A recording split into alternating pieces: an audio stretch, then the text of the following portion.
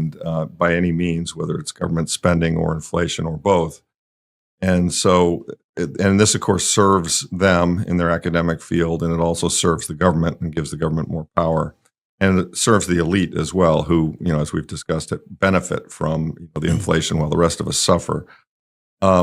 So I think that, what they've managed to do is they've managed to take one extreme example of deflation, which was the Great Depression from 1929 and 1939, and make that the boogeyman, the thing that we have to fear will happen again if we don't have at least a continual rate of 2% inflation. And in fact, that's not right. We've had many periods of deflation that have not led to a depression. In fact, we have some data that shows that, out of 18 or 19 deflationary periods, really the Great Depression was the only one that was seriously. It was the outlier. It was the increase in the quality of living was just remarkable for everybody.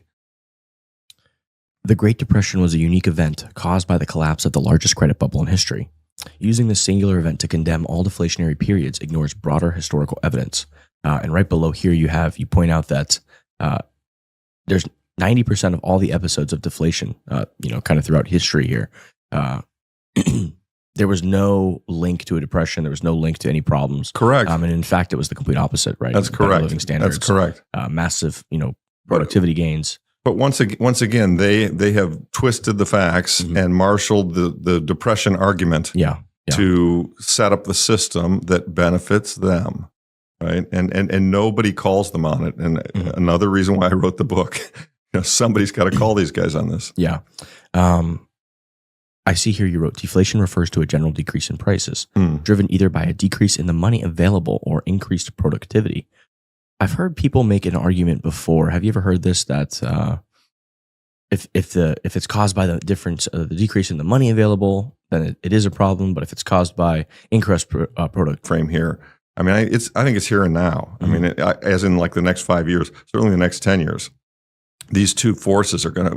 We cannot. I mean, just central point, and it's a brilliant one, is you cannot run a financial credit system that requires expansion on a economy that is naturally deflationary, because the naturally deflationary economy will make everything cheaper, and yet everything being cheaper is not something that debt owners or a debt-based society can sustain. Another thing you point out here that is it's kind of abstract for so many people, and this is why it's so easy to fool people, is this idea of real terms. Measure prices and wages in real terms. Here, the definition you wrote is involves subtracting the inflation rate from the nominal rate. For example, if the nominal interest rate is 5%, but inflation is running at 2%, then the real rate of interest is 3%. So when people start hearing all these numbers and stuff, it gets confusing. But wait, well, let's also talk about another thing related to inflation. So nobody likes to hear that their wages are flat.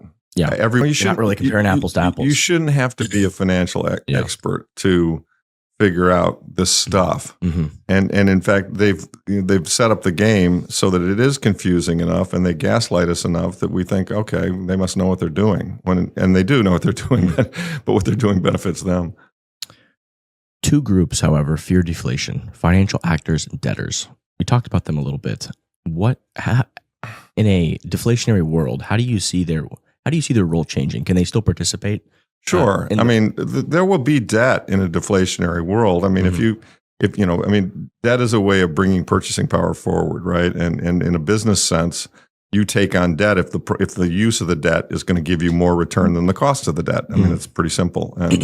And so, yes, I mean, if you have a brilliant project that you think is going to yield a really high rate of return and you can't get equity to finance it, you're going to go and borrow. So there will still be debt. There just won't be as much. I mean, right now, there's just an enormous level of debt. And of course, that transfers digital value across time and space.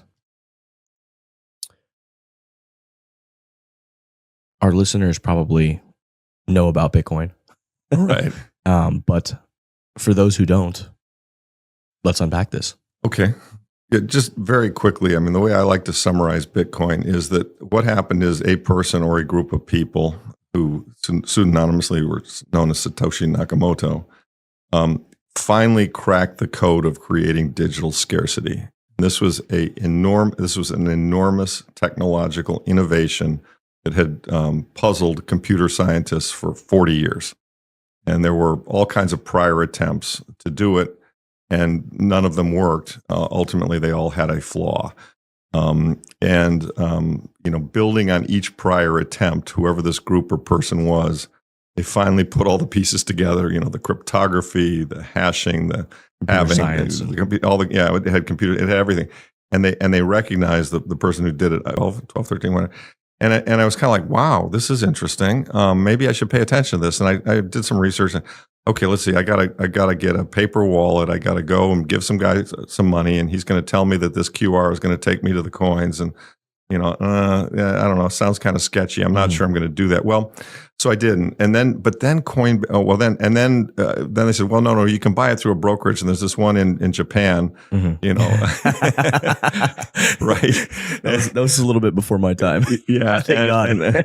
And I'm actually trying to blank on the name of it now. Mt. Gox. Yeah. And I go and I get on their website and I start downloading their forms. I'm thinking, all right, I got to fill these forms out and I got to wire them somebody when they failed. Yeah. I was kind of like, oh boy, and I was like, whoo, glad I missed that one. Although actually it worked out okay for the people who were in there. They still got, I think they're getting some claims now. Oh, they are. And it was like 100 times their money. Wow. The problem is they had to wait a really long time where it was illiquid. I mean, even though they lost like 80% of the YouTube, but the second best time to buy it is right now. It's like planting a tree. Yeah, exactly. Yeah. Exactly. It's like you just got to get off zero, get the game. Exactly. Then you'll understand, you'll start to see the fluctuations in fiat terms, and you'll look at it and you'll research it and you'll want to be more interested in it because now you are an owner of this network. You actually exactly. The most brilliant thing about Bitcoin that's so different than the internet is that you couldn't really own the infrastructure of the internet essentially, right? Like you could use it. There were some great apps that you could own that became very valuable. Yeah, but all the value accrued not to the protocol layer itself, it accrued to the huge corporations and companies that built on top of it. Right? Bitcoin is the opposite. And there will be things built on top of Bitcoin that's extremely valuable, right? Like it will have the app layer too. But that base layer, that protocol layer, you can own a piece of the protocol. Yeah, I mean it's sailors. You're buying a part of digital Manhattan. Yeah, or digital Miami Beach real estate. I mean, there will only be these 21 million coins. They are scarce. And I'm a miner. And what Bitcoin miners do essentially, and I'm going to read what you wrote here. Bitcoin miners are individuals or entities that purchase computing power to satisfy three basic roles for the network. Number 1, confirm transactions. Number 2, secure the ledger. And 3, participate in the fair distribution of new Bitcoins. A costly endeavor requiring specialized hardware and electricity, miners are incentivized through block rewards and transaction fees. They use electricity and computing power to attempt to verify block transactions. Their expense is electricity. Their revenues are block rewards and transaction fees. Satoshi was very clever in how he designed this system, right? He modeled Bitcoin after gold in a lot of ways, right? The reason gold was chosen as the best money in human history throughout time, right, is because it's not easy to get more gold. No. It is very costly in this Bitcoin. And then, as a producer, you're not going to, you have to sell to cover your costs, but you're not going to sell that for less than what it costs you to, so there's this natural floor that gets created, right? It just makes sense. If you're a miner, whether it's gold or copper, it's like, you're not going to sell for less than what the equipment, the employees, the electricity costs, all the costs that you put in, you're not going to sell for less or you would be out of business, right? Correct. So, there's that natural price floor there because of that, right? Which is kind of cool. It's very cool. Because it's real world economics that are playing out on the internet, right? Like in a digital economy. So fascinating. And then the other explanation you put here, where you talked about Bitcoin nodes. So nodes are a small computer or machine that anybody can run, right? To verify. It allows you to plug into the network. You're not mining with your node, but you can verify transactions if you need to send money. Price of Bitcoin is they're not going to be more than 21 million of them. And so that's another thing, a point I would try to make to people looking at this. It's very hard if you look at it in investment terms in the old model. There's never been anything like this before. Yeah. Okay.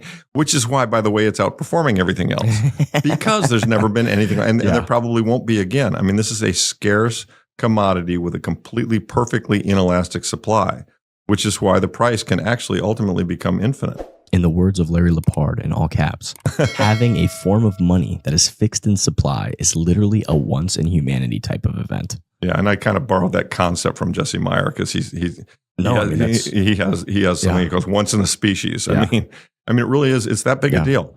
Every form of money that mankind has used for thousands gotten to the stage where you and I can be the New York Times. I mean, the New York Times used to control the written word. Yeah. And, you know, anybody can put a Substack up and compete with the New York Times right now. They're not making it very difficult. No, and they're not making it very difficult because they lie, cheat, and steal. Yeah. So, but the point is that, and that's been a very, very good thing. I mean, you know, Joe Rogan and Tucker Carlson are taking away the power of the networks. I mean, when I was a kid, we had 3 networks. And literally, they told us what the world was going on in the world, and you had to accept it. And that was it. There was no alternative view. You know, the Warren Commission said that, you know, Lee Harvey Oswald killed Kennedy, and sure enough, America bought it. You know, even but you know, that's all changed, and thankfully for the better. And it continues to change. And so now we all get to make our own decisions about who we listen to and what we believe. And so that, you know, like, subscribe, and turn on notifications. Support the channel by liking this video, subscribing, and enabling post notifications for more content on crypto and digital assets. Check out our other videos and share your thoughts in the comments below. Your engagement helps with the YouTube algorithm and keeps the content coming. Thanks for your support. Enjoy the video.